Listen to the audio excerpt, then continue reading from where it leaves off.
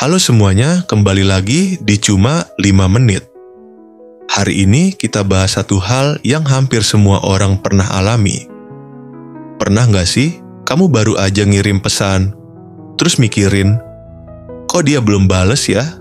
Jangan-jangan dia marah? Atau, aduh, tadi aku ngomongnya aneh banget gak ya? Kalau pernah, tenang, kamu nggak sendirian. Itu namanya overthinking, dan hampir semua orang mengalaminya. Di video ini kita bakal bahas, apa itu overthinking, kenapa itu terjadi, bahayanya, dan gimana cara nguranginnya.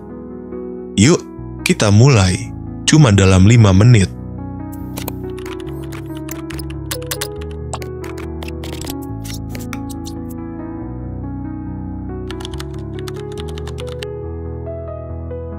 Overthinking adalah ketika kita terjebak dalam pikiran sendiri, terus-menerus memutar ulang kejadian yang sudah lewat, atau membayangkan skenario masa depan yang belum tentu terjadi. Misalnya, kamu udah presentasi di depan kelas atau kantor, dan selama berjam-jam setelahnya kamu terus mikirin, tadi aku salah ngomong nggak? Mereka mikir aku bodoh nggak ya? Atau sebaliknya, kamu belum mulai sesuatu karena mikirnya kebanyakan, kalau nanti gagal gimana? Kalau orang nggak suka gimana? Intinya, overthinking bikin kita stuck. Bukan mikir untuk mencari solusi, tapi mikir berlebihan sampai bikin kita cemas dan nggak bergerak. Ada 3 alasan kenapa kita bisa overthinking. 1. Otak kita diciptakan untuk bertahan hidup, bukan untuk bahagia. Secara evolusi, otak manusia lebih sensitif terhadap bahaya dan ancaman. Maka dari itu, otak kita cenderung berlebihan dalam mengantisipasi kemungkinan buruk demi jaga-jaga. 2. Kita nggak nyaman dengan ketidakpastian. Saat kita nggak tahu apa yang akan terjadi, otak mencoba menutup celah itu dengan memikirkan semua kemungkinan. Tapi itu justru bikin stres, karena nggak semua pertanyaan bisa dijawab sekarang. 3. Perfeksionisme dan rasa takut gagal. Banyak orang overthinking karena takut salah langkah. Mereka mikir terus, bukan karena bodoh, justru karena terlalu peduli dan ingin semuanya sempurna. Sayangnya, dunia nyata nggak selalu hitam putih.